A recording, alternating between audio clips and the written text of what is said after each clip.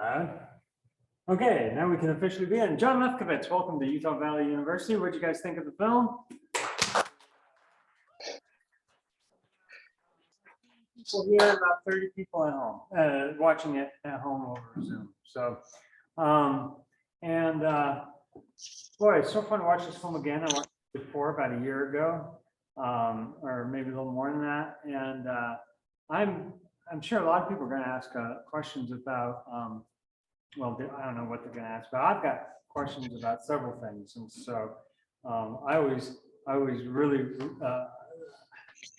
very reluctant to give up the thing. But I'm going to ask a few questions. Then we're going to have people at home asking as well. Some people here will come up to this position where I am. So I'll always be fairly, at least intimate. My first question is about how you scripted this. And if you just like recorded a bunch of interviews and then or recreated a bunch of interviews and then edited, or did you really like decide what you're going to do in the script and follow the script? By other interviews, do you mean like other interviews with other people, or? No, just the John Lennon interviews. I mean, I'm just curious about how much of this was created in the script stage, or how much was created in post, as far as the structure goes. That's a great question.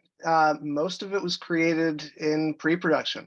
The idea was kind of there from the beginning. I mean, initially, I discovered the Rolling Stone interview about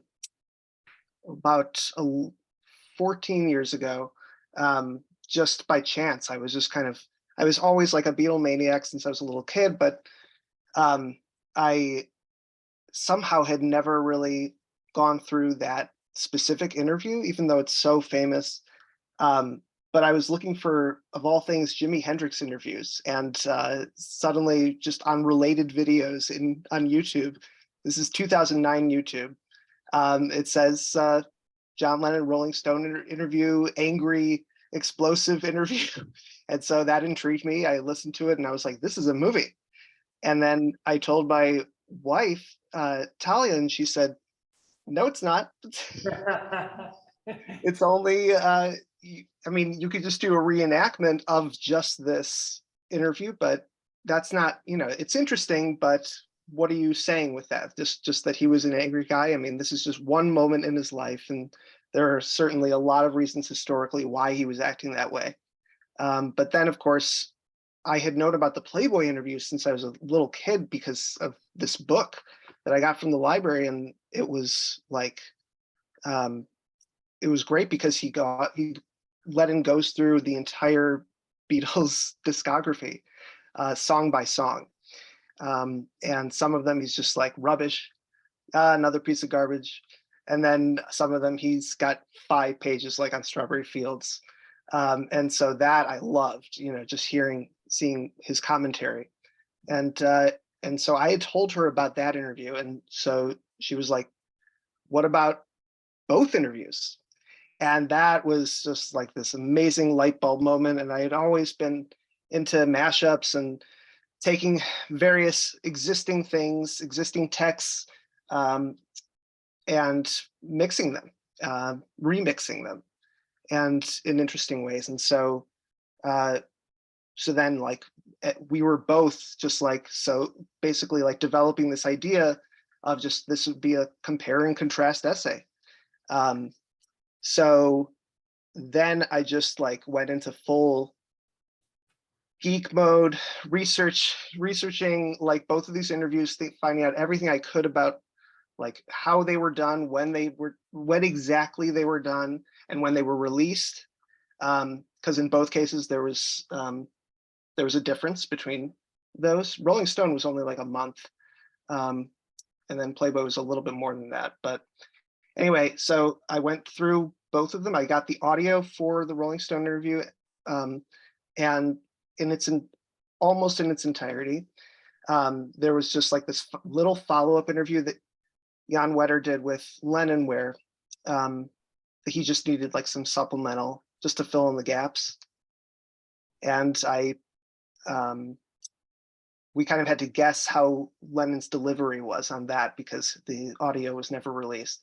Playboy was a lot harder because the book is essentially a transcript, but the audio has never been released in its entirety, and that's because it was a lot longer, and it was done over the course of 2 weeks, and apparently the audio in some cases is not that great. The audio quality, but actually just a few weeks ago, someone posted that they got access to like a huge amount of it, like hours and hours, but still not the entire thing. Anyway, so one day everything's going to be released, and we'll be able to find out exactly what the delivery was like. But yeah, so this is a really long answer, but I apologize. But this is essentially just what happened. I mean, it was going through both of them, and like just breaking down by category in Final Draft, the screenwriting software. What are Lennon's views on Paul? What are Lennon's views on family? What are his views on the breakup? Every single topic I could find that there was some kind of overlap. And then I started to break it down without trying to edit the actual interview, because I didn't want to rewrite history at all. I just wanted to find, as succinct. I'm an editor, so I've got to find like the most succinct way possible. If I had my way, I would totally edit my answer to this question because it's way too long. But yeah, it was just so complicated. It took a year of on and off, just like returning to this it's grueling process of listening to them backwards and forwards, basically.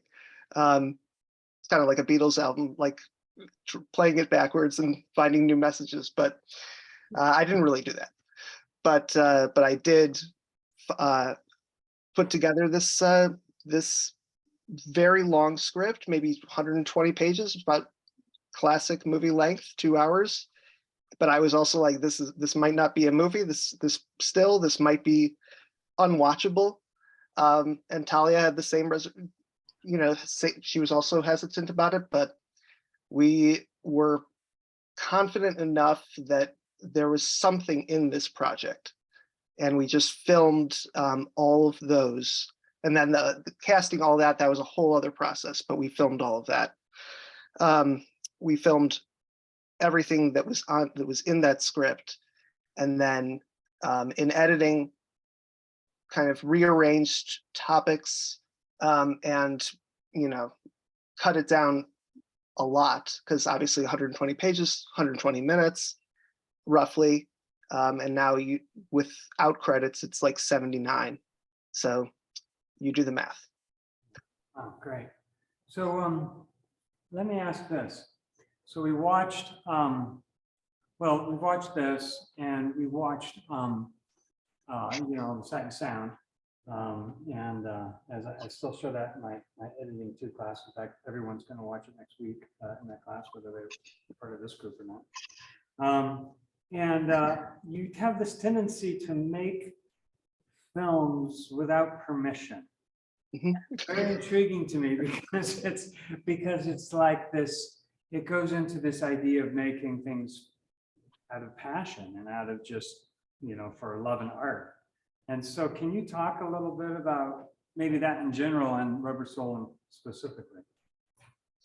Yeah, it's in many ways we're living in a very fortunate time, and in other ways we're not. And this is a period where we have indiscriminate access. We can watch so many films that people, Scorsese and Coppola and those guys like had to dig and wait years to find, and we can just stream them or download them or do whatever we want, or re-edit them. And we don't really, and so we have this access, but we don't really have permission, unless we have money to be able to make a career out of these things. And so this has basically been like the main theme of the last decade of my life, just trying to figure out like how to be able to continue doing this thing without having to go bankrupt, and it's hard. It's something where occasionally, like basically, like I freelance as an editor, and I teach, and I do all these things that allow me to provide, but at the same time, like I'm able to find time, between projects or nights and weekends, being able to work on these things. And yeah, it's kind of like I'm kind of going in a weird direction with this question, but like I, You're very yeah, tall, and I appreciate it. yeah. I mean, with Rubber Soul or with Sight, let's talk about Sight and Sound. I mean, everything was publicly available already, and it was just a question of downloading everything. And in some cases, or there is an argument. Well, let's not even go into the legal stuff because it can be very boring, and it is a total gray area. But essentially, it all comes down to money. If you're able, like I was saying before, just being able to monetize what you're working on. And I am not able to do that, but that's not the point. These are, as you said, passion projects. And with Rubber Soul, because we submitted it to festivals and saw some potential in it, we wanted to see if we could get it distributed. And we did try. We did contact Rolling Stone and Playboy, but it was a very long, painful, and ultimately unsuccessful, fruitless endeavor trying to get those rights. And it would have been different if we had the proper connections and probably the right amount of money, unfortunately. So that is why it is still not really something that is publicly available, but I always say that one day it will be. I just don't know how that's going to happen, but I will not die until that happens. And then hopefully maybe a long time after that. So if you, the same question John Lennon was asked, so would you do it again? I mean, if you knew that, I mean, when you went into it, were you optimistic, or were you like, well, we want to do this no matter what? I'm a very optimistic person. Talia is a very pessimistic person. Maybe that's why we opposites attract. But I think a lot of it was like, since she said like what have we got to lose? Like, we're not going to release it. We're not going to monetize. We're not going to try to make money off of it unless we get the permissions anyway. Let's just try it. Let's just see if it works as like as a proof of concept or as an artistic experiment. So that's what we did. I mean, I loved, playing at South by Southwest. I loved like getting this award from Michael Moore and being in beautiful Traverse City and just going the festival circuit, as you, Dwayne, know very well, have done many times. And it's a great feeling, and just being able to make this thing that makes people think, and that some people enjoy, some people have no interest in, and some people walk out of, and some people finish. But that's the beauty of it, and I love that. And I'm sure I would have done specific things differently in terms of how I would have gone about asking for permission. But I mean, we really did try very, very hard, and like didn't try to do anything, on like nefariously or deceptively. So yeah, I mean, I always think like after a long hard day of editing, I always think like, if this was Groundhog Day, I would not want to relive that day. And with this process, I kind of think like it's kind of like Lethal Weapon. I'm too old for that shit. But at the same time, like it's probably the best thing I've ever made. And like artistically, of course, my children are much more important to me. But yeah, in terms of my art, like this is the number one project. And so yeah, I would hate to see it not have been made. Right. Well, I'm a huge fan of it, as you know, and as you know, I'm a huge fan of all your work and of you personally. So thank you so much for being here. I'm going to introduce my colleague. This is Mike Wislin, who is one of the biggest Beatles fans I know. And so he wandered into our thing when he saw it was happening today, and he lined up in the queue first for a question. I think you have answered my question, but I'm going to ask the second half. And since you did not have access to the tapes of the Playboy interviews, there was quite a bit of dynamic range in John Lennon's character that you filmed that I guess you did not have access to. So directorially speaking, how did you come across how you wanted to portray the 1980 John compared to the 1970 John? I guess that would be my target question. What were your decisions in making and directing that? Yeah, that's a great question. A lot of it was collaborative. I mean, it was me and Joe, who's this terrific actor that we discovered. We had like a whole audition casting call process, and he was by far the most, I would say, impressive as an actor. He wasn't the one who looked the most like Lennon, but ultimately we decided like we've got to get to the essence of this character. It's not, you know, just an impression or like an imitation contest. You know, I really want you to feel like you can forget maybe after 5-10 minutes of watching that you are watching an actor, and then just get into the process or get into the movie itself. So so he and I just like, I was very lucky because he's also a great guy and now a very close friend of mine. And he and I just like went, combed over everything that we had so many times. With Playboy, like we probably only had an hour or so of the 20 hours that were taped.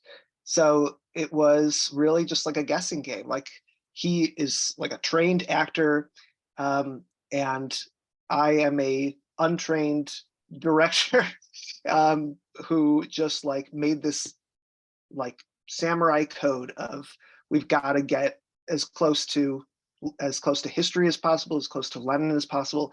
Every last stutter, every every mispronunciation that Lennon had, let's just try to get everything right, and do this kind of outside in kind of acting where we start with the surface, the way that it's delivered, and then we talk about like what is he talking about? What's the emotion here? And so with Playboy, it was like we just listening to that hour, we were able to get a sense of, okay, this is for sure like this is a calmer Lennon. He's 10 years older. He is in much more of like a PR kind of phase, after having been secluded and like not really releasing things publicly for 5 years and being a house husband.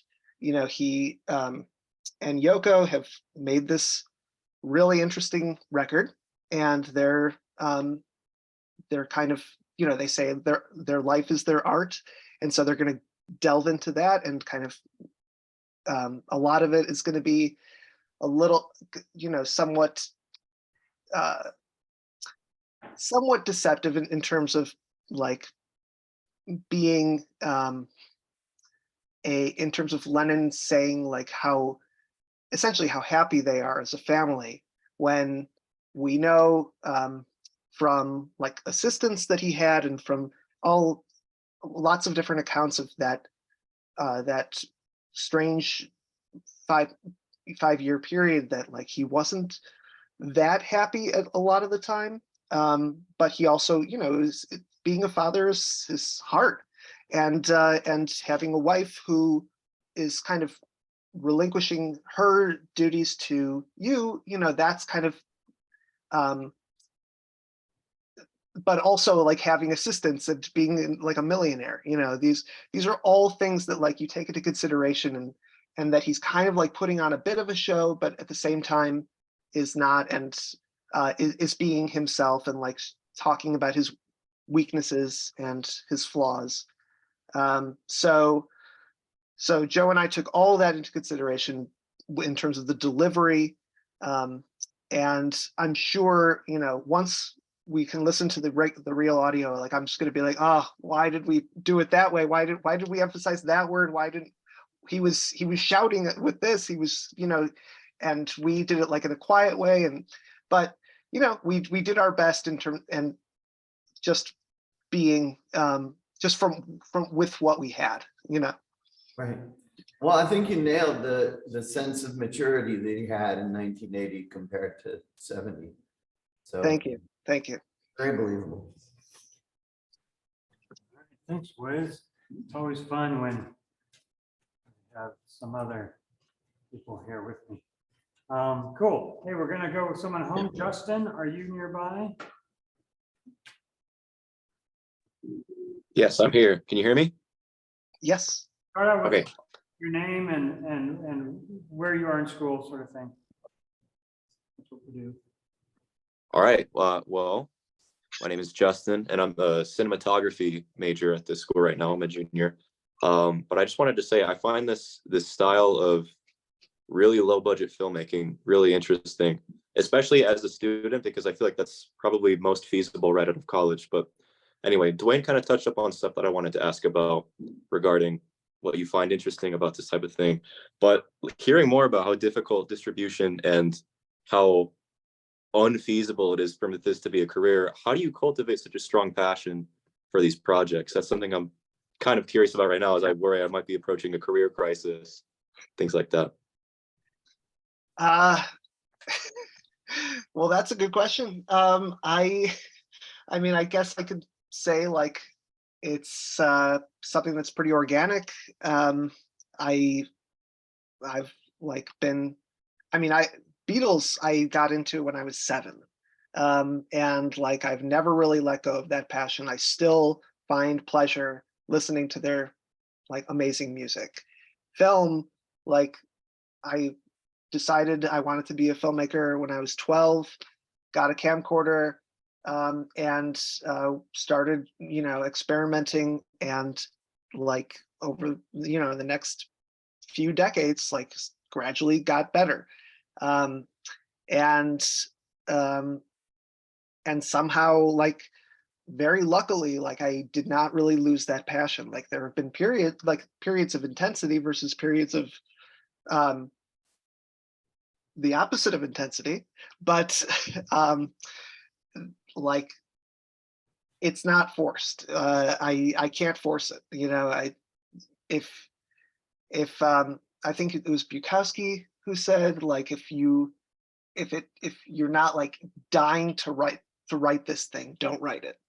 Like, and I think that's partially why I've only made like 4 features, because like I really, really wanted to say these things and make these films. And so, and of course, it's also a question of being able to make something on such a low budget, micro budget filmmaking.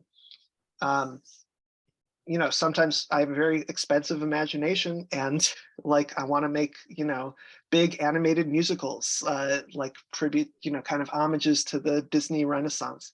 And that's something that I have not been able to achieve because I don't have $100 million handy.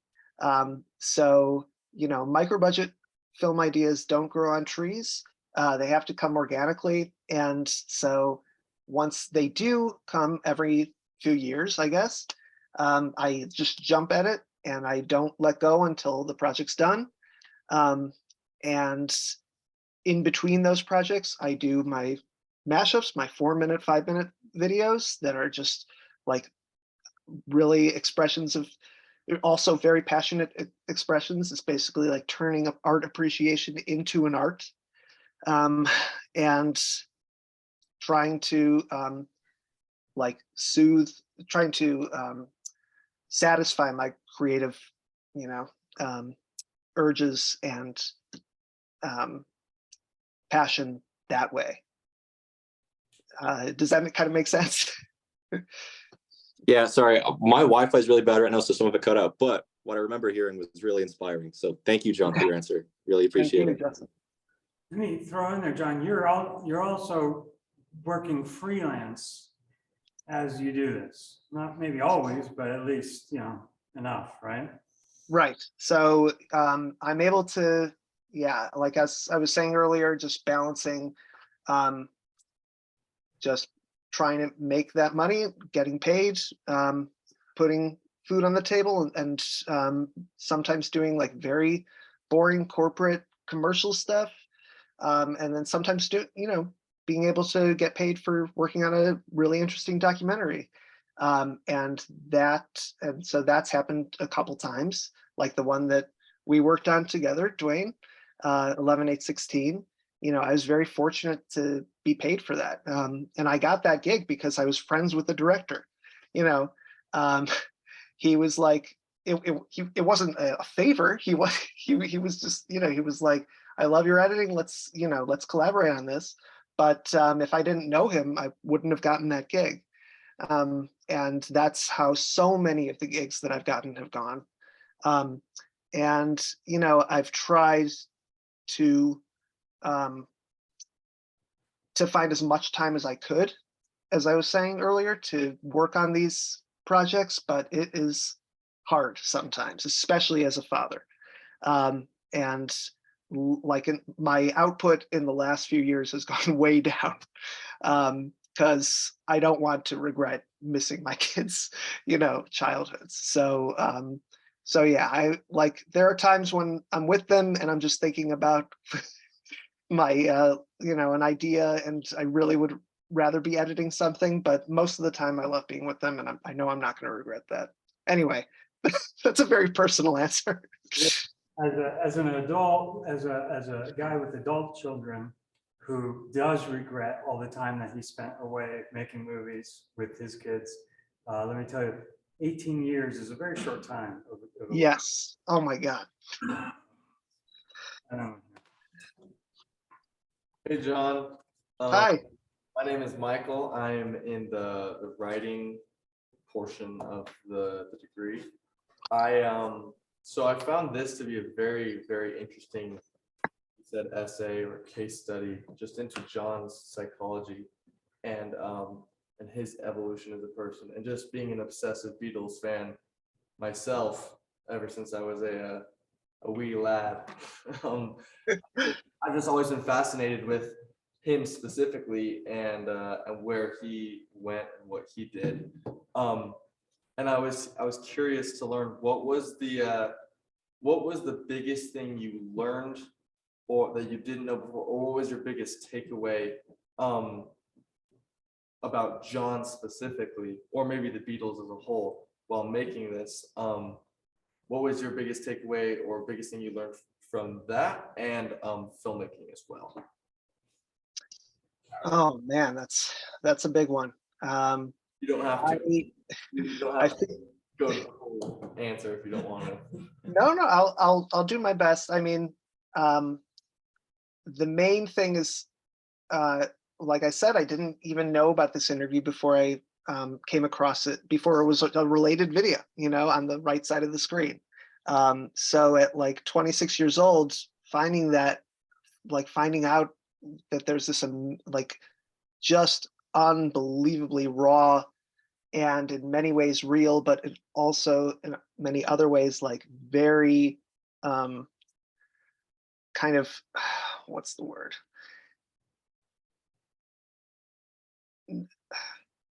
Not indirect, but kind of misleading, because Lennon is going over so many things that 10 years later, he has much more positive things to say.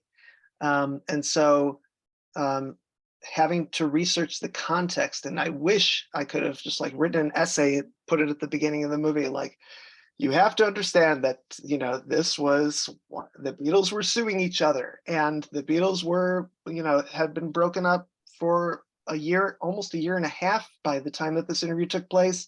And John really didn't like Paul at this moment.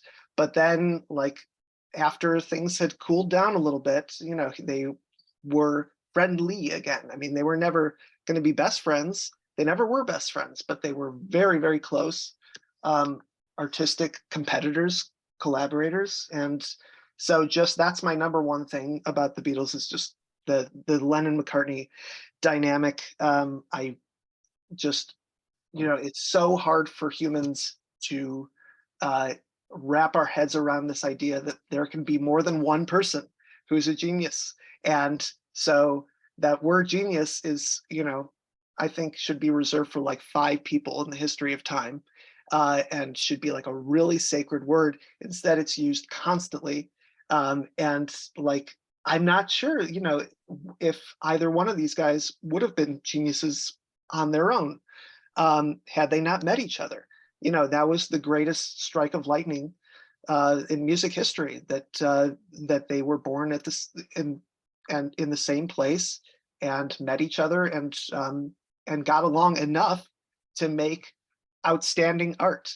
And that there was a third guy, that this guy George was also a great songwriter, and that he was just younger and much more of like a, you know, I think there was kind of a shyness, and he looked up to Lennon so much as a kid, and you know, they were really just kids when they met. So that is the other thing, is just how much they grew or didn't grow over time. And so, you know, our identities, the whole point of the movie is that our identities kind of remain the same over time, but there is a dynamic fluctuating to them, and depending on what's happening externally and internally, if that makes sense. So, you know, we're all rubber souls, every one of us, and we have like these traits, these personalities that are formed very young, and or that perhaps we're even born with. We don't really know. Still don't know, nature versus nurture, how much one is more important than the other.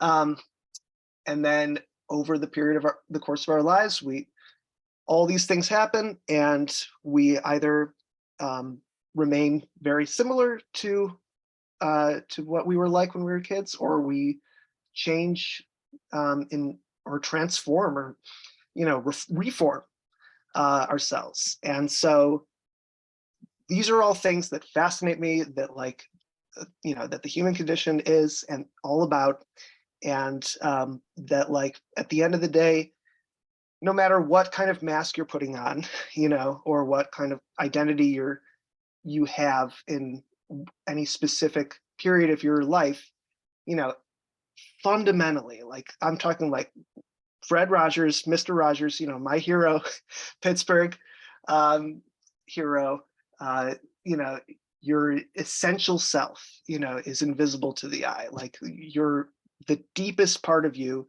I love you. I like you exactly the way you are. You know, he's not saying like, if you're a Nazi, I like you. He's saying that like, whoever you are that made you so fucked up, excuse my language, to become a Nazi, like that's not you. You know, like there is some kind of good buried there, deep, deep, deep down, and all these other circumstances and factors affect it. So, so the soul is rubbery. The soul is like this fundamental thing, but it's bendable, and it can be manifested in different ways, but ultimately it's going to be made of the same fundamental substance. It's always going to be that rubbery kind of material. So that's my really long-winded metaphorical answer. Oh, I love it. That was awesome. All right, John, we have on Zoom here, Mr. Tyler Leihart. who I want to introduce you to because he's the one who did that mashup that I sent you. Oh, yes, terrific. Well, now I'm all embarrassed. I didn't realize Dwayne was going to send that to you. Uh, but I had kind of a more, I'm Tyler Lightheart. I'm in the editing program and I'm in the advanced editing class with Dwayne. And he's showing you a couple of your supercuts that I really enjoyed. And so it's kind of more a technical question as compared to all the other questions is like, what's your process of finding those clips? Because like that cut that Dwayne sent you was like 12 plus hours of mostly just finding clips. Mhm, mhm. And, Yeah. yeah. No, I'm a big Back to the Future fan as well. I thought that there's a lot of potential in your video, by the way. And Thank you. I mean, I'm a cinephile. I really love film history from the very, very beginning in the late 19th century all the way up through now, through everything, everywhere, all at once. You know, so I don't know. I guess I have this kind of both a blessing and a curse that I've got to be as thorough as possible. So, so I go through everything that I can. I basically start with the idea, obviously, then think of all the examples that I can, write them all down, or just select them, find them, and put them in a folder, or lay them all on a sequence on the timeline in Premiere. And then I just go into my little library of, my digital library and my hard drives of everything that I have access to. And then, of course, I do lots of research online. I go through my top 1,000 movies. I've got this psychotic list of like the top 150 and then like maybe 700 or 800 other great films that I just couldn't find a place for, or that have something to offer, but that I don't like as much as the top 150. And then and also great documentaries like top 200 or so. So that's a good resource, just being able to go through those and just be like, oh, there's a clip in that film about this, or like trying to, I have this, like I have a pretty good memory, so that's really, really helpful. But also just refreshing the memory is important. So, scrubbing, lots of scrubbing through these films. And sometimes you can't scrub, sometimes you have to just watch it in real time if your supercut or mashup or whatever is going to be using dialogue. And so subtitles are often helpful if I have them, like if the DVD that I ripped or the Blu-ray or whatever, I always make sure to get the subtitles so that I can watch it in double or triple time. That saves some time.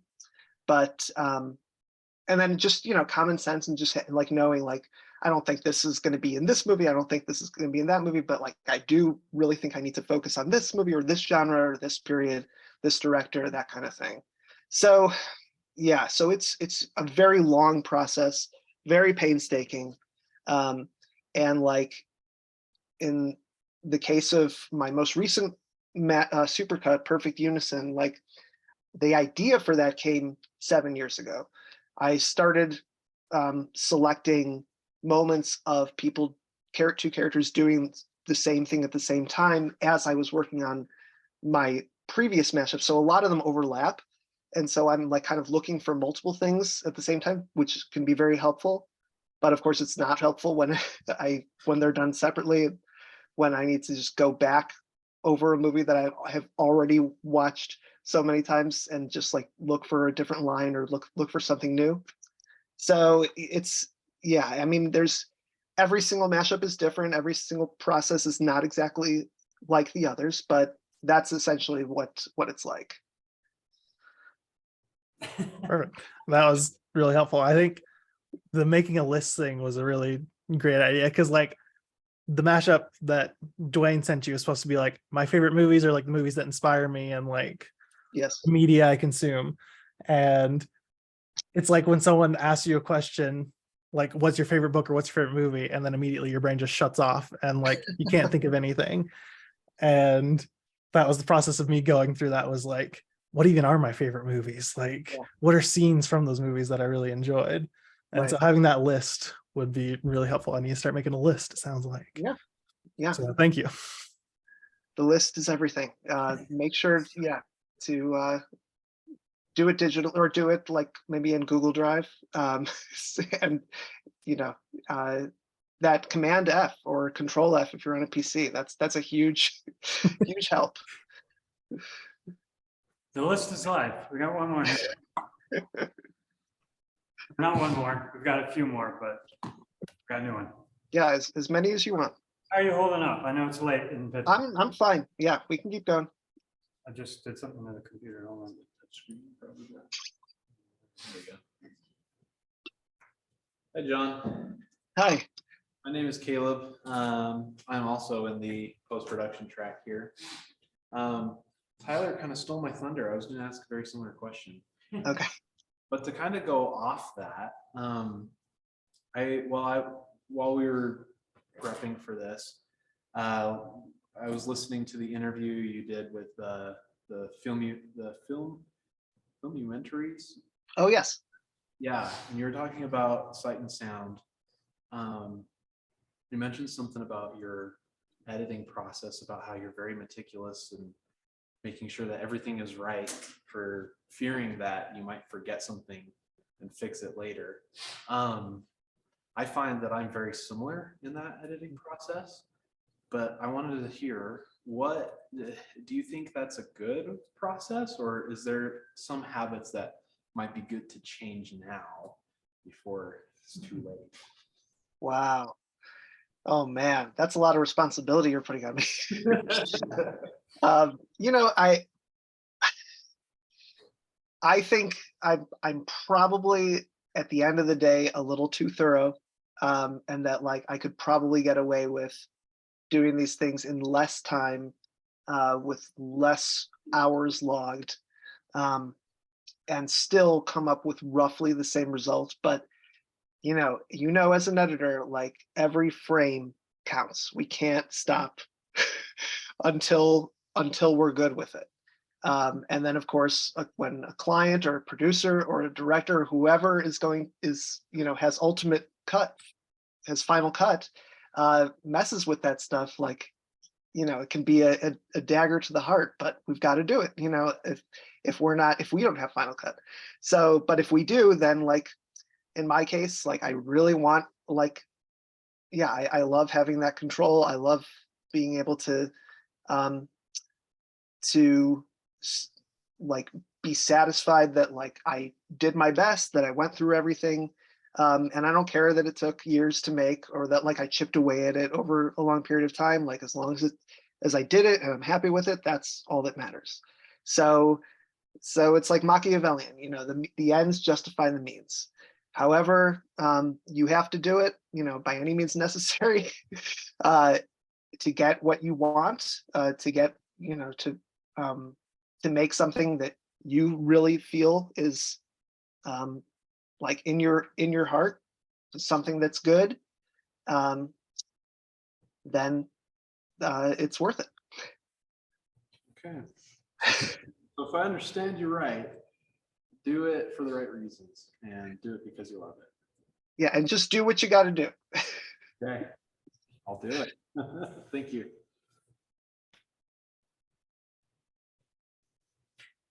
Okay, at home we have Greg.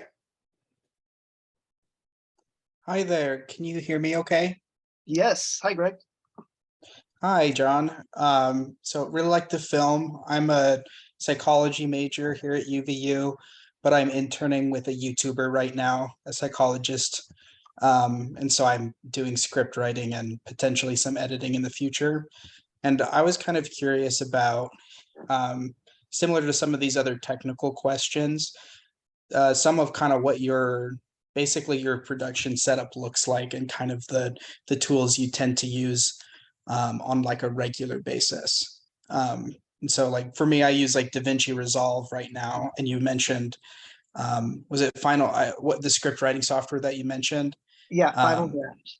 Final Draft, right. And since I'm kind of new to all this, I'd just be curious, like kind of what are some of your go-tos when it comes to tools?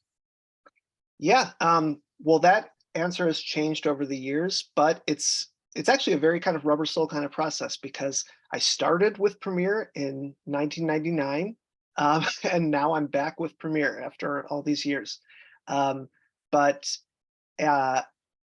Premiere in the late 90s and early 2000s was very different from how it is now. It's always been a pretty intuitive software. That's why I like it. But once the original Final Cut Pro came along, like that was my go-to for many, many years. Then I worked at a company where Avid was the norm, and so I had to learn that, and I still am not an expert or proficient at Avid. After 5.5 years of just of using it every day, it's also changed a lot over the years. So that is like after once I became a freelancer again, after I was at the company, I luckily was able to almost every place I went to, or that every client that I had, like I would have Premiere on my own computer, and so I used it. And so that's been the case now for 10 years. And so I circled back to it, and because the original Final Cut Pro was discontinued. And I've never really tried the new version. I've heard mixed things. I've heard it can be really useful, really cool. But yeah, there's something about Premiere, like as opposed to Walter, who he's just such like a quick adapter of new technologies, and just so open to trying whatever new program there is, and even suggesting things to the company, like things to fix. I am very stubborn, and I'll use the same software until I can't anymore. So that can be, it can be really hard whenever that transitional period happens. But luckily, Premiere, it seems like, is here to stay, and so I've been using it obviously for a long time, and hope to for a long time from now. And then yeah, Final Draft is, and also in terms of online, I've been using Writer Duet. That's been pretty good for screenwriting. But yeah, essentially, as far as editing goes, I'm an Adobe guy. Thank you. Yeah. Okay, looks like we might have one more question. Hayden just popped on. Hayden, you want to ask that question? Yeah. Can you hear me okay? Yes. Awesome. So I read that you crowdfunded the budget for engagement on Kickstarter. I was curious your methods for how you raised that money, and maybe any lessons you learned in doing so. Yeah. Well, you bring up a bit of a sore spot, Hayden, but I will answer your question anyway. At that time, Kickstarter was, I think it was brand new, and like everyone was using it. And I feel like every one of my friends at that time had something that they were some kind of crowdfunding project, something that they were kickstarting. And we set this really lofty goal at the time anyway of $10,000, and we fell way short of it. I mean, we only got half of that money, and a lot of it was from family members, and from a lot of smaller contributions from friends that added up to a lot, but didn't even come close. And so I had to just kind of put the money in myself in order to this is actually a big confession, to make it look like I got 10,000, but ultimately we only got 5,000, because I just didn't want to see failed in red letters. I wanted to see success in green letters. And that was just a PR thing. But yeah, that movie ultimately cost 5,000, and yeah, that was rough. Raising money is so hard, and so like my least favorite thing. Orson Welles said movie making is 98% hustle and 2% filmmaking. It's no way to live a life. So my suggestion is like to, not, unless you have access, unless you get really lucky, unless you have the right connections, like try to find ways to be economical and to not have too expensive of an imagination. Awesome. Thank you. I would say that doing a Kickstarter campaign is like in Harry Potter, like splitting your soul. And, I've done 7 Kickstarter campaigns, which is how many times Voldemort split his soul. So I'm not really human anymore. Well, Hayden was going. We got one more question. They won't let you go. Mason, let's do one more for Mason. This is going to be the last one. If anyone gets any bright ideas. Yeah, sorry. Yeah, my name is Mason, and I'm a cinematography major here at UVU. And I did have a question in terms of cinematography, because I was interested in, you really only had 2, or there was actually 3 different places that you were shooting. And I could tell that you were making very intentional choices about where to put certain shots and when to have certain things for coverage. And then of course the close-ups were very impactful as well. And so I kind of wanted to get a little more information about kind of your thought process and like, okay, I have these very limited places, how am I going to keep the audience, involved in this story just with camera placement? I'm very lucky, like at Northwestern Film School, I met this guy, Anthony, who I'm still friends with. He teaches at USC Film School now. He still lives in Los Angeles. We both moved out there around the same time, and we worked on Movie Boy, Engagements, Rubber Soul, Lover, and Beta together. And like, it was just, we have this kind of almost telepathic connection where just like we have the same taste, we both love the same cinematographers, and we both have the same idea of like the same approach. And so like that makes for a very efficient workflow on set, where like, I have a bit of a Clint Eastwood problem where like I am fine after like the first or second take. And I also don't, I really don't believe in doing the Kubrick approach where you do like 100 takes. I think that's really torturous to an actor, although Kubrick was the greatest, maybe the second greatest after Hitchcock. But yeah, it's just, that's not very nice to make an actor go through that. But anyway, in terms of camera placement, we had, we approached it like live TV. We were like, well, we've got this hotel room for 2 days, not hotel room, conference room in a hotel, the Marriott in Los Angeles. And we have like 2 days, and we've got this actor who has this entire thing memorized. It's like this Herculean feat of memorization. So how do we do this the most efficiently? Let's do it like live TV, 3 cameras, 1 close-up, 1 medium, 1 wide, and have all 3 of them running the entire time. So then I was very lucky to have an assistant editor who did all the multicamming, and which at that time was a little harder than it is now. And it was all cut on the original Final Cut Pro.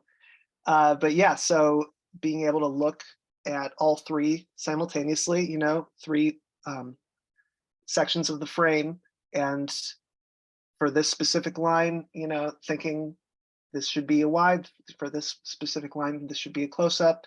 Initially, I started on a close much earlier, and when I showed it to friends of mine, they were like, people are going to turn this off when they see this guy. Like, you gotta understand, like, Lennon is an icon.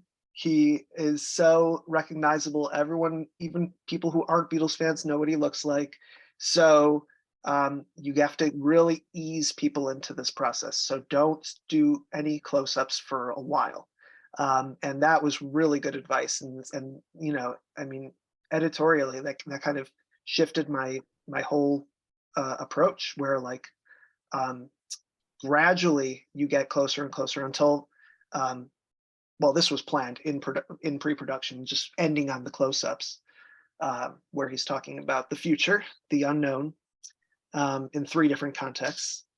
And yeah, so the other location, the Playboy, was in a friend of mine's apartment, and there we also had 2 days. So total it was 4 days of shooting, and we had the same exact approach.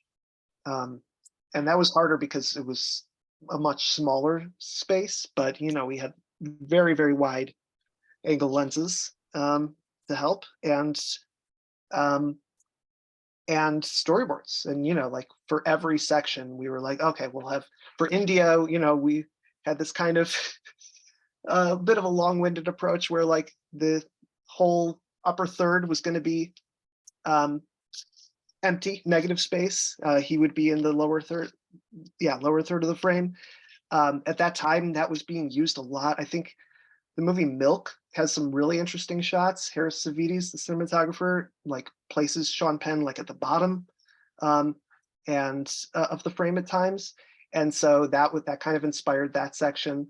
And also just to give it like, you know, it's kind of in the clouds, kind of they're in this, you know, location that is very different from their normal location in India.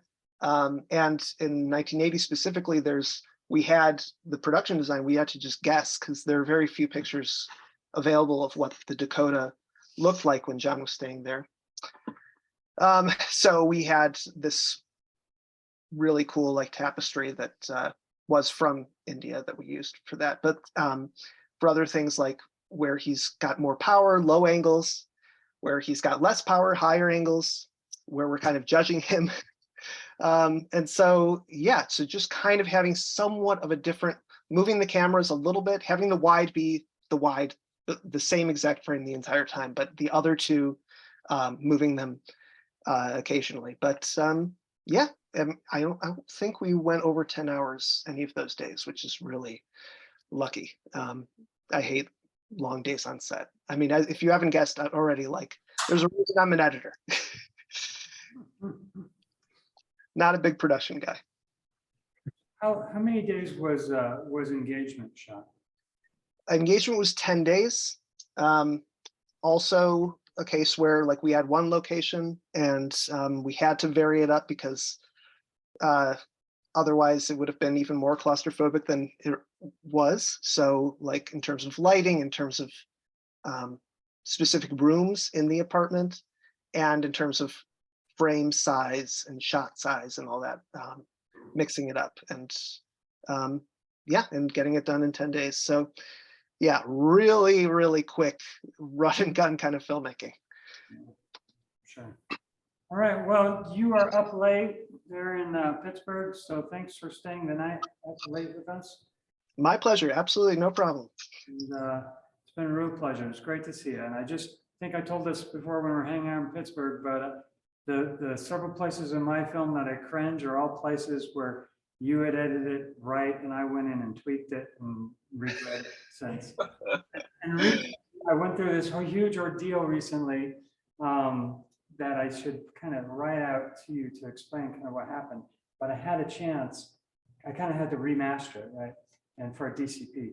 And I thought afterwards, I thought, oh, I could have gone in and cut those things down. Those parts I hate, I could have done it. And then I would have had it like the, you know, cut for Cleveland, and I didn't. And I still regret it, but whatever. So anyway. Coulda, woulda, shoulda, though. You know, like at a certain point, you know, art is not completed, it's abandoned. So just, you got to abandon. All right, I got to walk away. All right, guys. Thank you, John. Let's give him a hand. Thank you. Thank you, everybody. I really appreciate it. Thanks for having me. Bye-bye. Bye.